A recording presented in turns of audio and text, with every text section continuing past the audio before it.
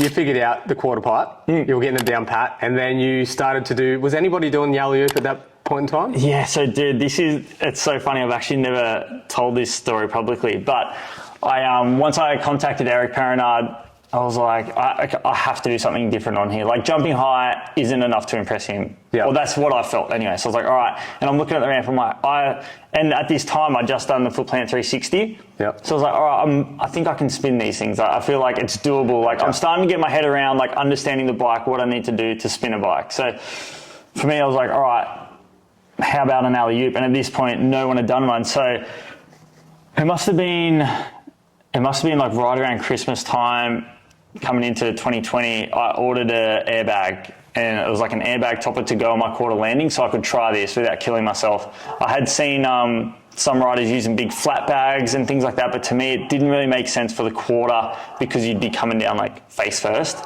Okay. So I was like, if I have a landing already and I just put a topper on top of that, I can ride down it, but if I crash, I can fall down it, and it shouldn't be too bad. One thing I didn't take into consideration was just how far we were falling from. Yep. You know, because it is like you're falling. How many stories? Stories, I don't know, but it's like a good 30 foot at least from the top of the ramp. So it's like that's 10 meters. 30 foot, yeah. Roof's 3 meters. Mm-hmm. So what's that? 3, 6, 9 foot. Yeah. How many foot? 30 foot. Yeah. So 3 stories. 3.5. Yeah. And that's stories. Like depending on which jump. Like some were less and some were more. That's crazy. Yeah, and there's photos of me literally like flailing through the air. So.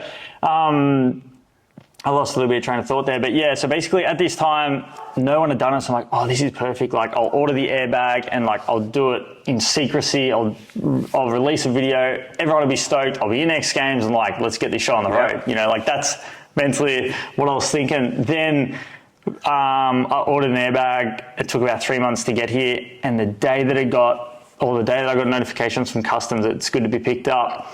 I remember Axel Hodges posted a photo, and it was like a crash. It was like 3 or 4 crash photos, and like he was like bailing off the bike, and it was just him in the air. And I was like, what the fuck? I'm like, what's going on here? And I messaged it to my good mate who built me the quarter. I'm like, dude, look at this. And he's like, nah, you're overthinking it. Like, and he was like one of the only people who knew about this. Yep. I told him, like, dude, I think he's like, look at the way he's angled. Like, I think he's fucking alley-ooping this thing. And he's like, nah, you're kidding yourself. And then, dude, I shit you not. I wake up the next day and he's posted like an alley-oop clip. And I was just like, no. I was like the day I got my airbag. So I hadn't even tried it yet. And I'm like, he's just done. And I'm like, I just spent 15, 20 grand on an airbag for me to complete something that would be a world's first. Yeah. And I feel like it's just been ripped out from underneath me. Yeah, 100%. You know, so I was absolutely devastated. And I was like, well, now I have to, like, now I'm definitely doing it. I know it's doable. Like, because at this point, I didn't know whether it was doable. Yeah. You know, I saw her into it and I'm like, oh, all right, well. That is such a bugger though, because like the effect of being the first versus the second is the same risk, the same trick, but exactly a lot more. Exactly right. And it's like, I didn't have the resources he did. So, you know, it could have been one of the things where 2 weeks ago, he's like, this is what I want to do. Correct. And he has Monster Energy to go, oh, we can get you an airbag this week. What do you want? And I'm sure it didn't quite happen like that. But for me, it's like, I waited 3 months and I'm stewing on this thing for months and months, you know, and like thinking about every element of it. Yeah, and then to have that happen, I was absolutely devastated. But I still had my heart set on it. I was like, okay, well, my goal now isn't just to alley-oop. My goal is to do like an alley-oop combo.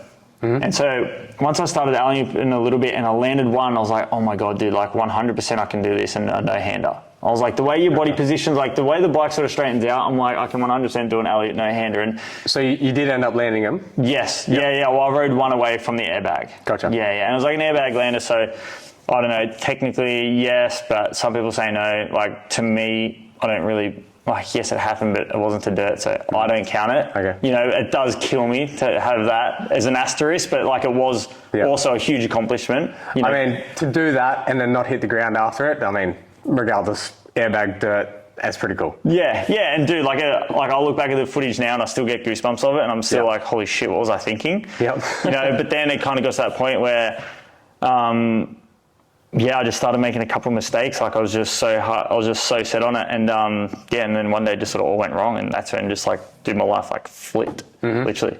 Yeah, gotcha. Talk us through that. Yeah, so basically, dude, one day And this was the wildest day ever. Like, you couldn't even script it, dude. Again, I haven't even spoken publicly about this. It's a hectic story. So a buddy of mine, or dude, I wouldn't even say buddy, a guy I know in Canberra where I'm from, he was like a local photographer, but did like some action sports stuff and was like super talented in his photography. And he hit me up and he's like, dude, I'd love to do a sunset, like a sunset shoot out in some mountain range. It was a couple hours away, and it was just after we'd had a whole bunch of these fires. So like it was all like a burnt out forest. And I was like, yeah, absolutely. I had a bunch of sponsors that I had deliverables I needed to get done anyway. So I'm like, dude, perfect. Like, let's go. So anyway, dude, we go out to this forest, get a whole bunch of these shots, and it's like epic, dude. Like Shock Mansion shared it. Like it was a shoot for them actually, and so they shared it, and it went pretty viral. Like, it was pretty epic. And then he rode road bikes a little bit, but his confidence outweighed his skill level. Mm-hmm. And so we're kind of driving along these windy roads. I'd sort of packed up, like I was done. My bike was on the trailer, and because I shoot content as well, so I was like, dude, like I'll shoot some of you. Like we'll go to another spot. He's like, yeah, sick. He's like, there's a lookout a few k's up the road. And then I was like, yeah, sweet. So we take off in the ute with the bike on the back, and then he sort of comes around us, does a bit of a wheelie, and I'm like, oh, dude, like, you know when you can tell someone's not that skilled? Just like the way their body position is, you're like, oh, dude, like you're kind of doing this out of luck, not really out of talent. The ambition outweighs the talent. Yeah, 100%. So that happened, and he came around me, I'm like, oh, dude, and he pulled up not long after. I'm like, dude, like, be careful, hey. Like, these roads are windy, like, just shit can happen. And then, dude, next minute, he comes around the corner, overtakes us, and it's like a bit of a straightaway, pops up a wheelie, and I don't know what happened, but I think he grabbed like front brake when he was wheeling. So he lands, and it just gets death wobbles, and the road turns left, and no guardrail or nothing. He just goes dead straight and just goes off the road. And like, I'm with two of his buddies who are helping us shoot, and just watching a road bike go dead straight off like a 2-meter embankment, and you see a bike and him flipping, and I'm like, oh, he's probably dead. Like this dude. How big was the drop? 2 meters, and he's probably doing 100 k's an hour. Like, you know, like a power wheelie on a road bike, it just takes off. Yeah. And he lands, and he's doing this, and just goes straight off the road. And I'm just like, oh, I'm like at this stage kind of low key freaking out. But I've been around bikes enough to be like, all right, I'll know if this dude's dead or not. You know, kind of. And but both his mates are freaking, like uni dudes, like kind of into cameras but nothing else, you know, and just like freaking out. And he's there snoring, and like blood coming out of his mouth and that. And I'm like, oh no. So I'm just like, hey dude, like not going to move you, but you awake, can you hear me? And it was a couple of minutes later, he gained consciousness, and then I was like, holy shit, like what's going on here? And he was all beaten up. So bike was destroyed. It was his dad's bike, and this thing is like, just, you know, road bikes when they just start. Yeah, it's just kamikaze. Game over. So then anyway, dude, an hour or two later, Ambo rocks up, and they sort him out, take him back to a small town near where we were. I load up this road bike, or what's left of it, go back to his parents' house, drop it off. His dad's losing his marbles. Yeah. And like, I don't think their relationship was that good anyway. So I'm like, oh shit. And then, so anyway, this was like a Friday morning, and at this stage, it's like early afternoon, and for me to do like the quarter airbag sort of sessions, I needed like 4 or 5 people to help me set up the airbags, just to help blow it up and like make sure it's pulled back up to where it needed to be. So I'd arranged a few people to come out that arvo. Being a Friday afternoon too, a lot of their partners and that came out. So I had like 10 or 15 of my friends, like good friends, come out that afternoon to watch me alley-oop. So I'm sort of knackered and scattered already because it's been a massive day. And then next thing you know, I think I did 1 or 2 jumps, and they went pretty good, but wasn't perfect. And then, just on this last jump of the day, I remember it like it was yesterday, and it was an issue I'd had before, but when I went off the up ramp, if I looked like down on my shoulder, it would be perfect. But if I looked like back a tiniest bit, it would put me into a flip. Gotcha. And it was like the tiniest like margin of error. And it happened once before. And once you're like upside down, it's just like panic mode. Well, it was for me because it wasn't anywhere near what I wanted to be in. And unfortunately, dude, I pulled my head back a little bit, and I got underneath the bike, and I just remember being stuck under it. And it's like, for a split second, it's like, well, I don't want to be near this thing. So I pushed off the bike, but in doing so, that's pushing me down near the bottom of the airbag because I'm then coming away from the jump. Bounce off it. Exactly right. And bike's obviously just as heavy as me, so it's pushed me down. And then, so I've taken off, and I've pushed away, and then my feet have sort of come down, and I expected to slide down the airbag, like I'm facing the airbag, and I just kind of expected to like slide down, like hit my stomach, but unfortunately my legs grabbed, and then that's when they, hyperextended and flipped backwards. And dislocated both knees, broke both tibias, and hyperextended both knees, like both knees disconnected went backwards. And that's on video? Yeah. Can you see it in the... Oh, yeah. Oh, you can see it. Yeah, it's disgusting. And like I've edited it. Like just thinking about that. Oh, and I've edited the video and like I've posted on my socials, but I've never like physically like watched it. I'm like, where's my edit? I'm just like, I saw it in person, dude. I saw my boot logos in my face, and it's just like, you can't even fathom the feeling, and like instantly I knew, I'm like, we got dramas here. It's not supposed to be there. Yeah. Man, so what was the damage in the end? Hyperextended both knees, broke tib fib. So 2 multi-ligament knee reconstructions in my left knee. I did every ligament. So both knees completely blown out. Wow. Destroyed.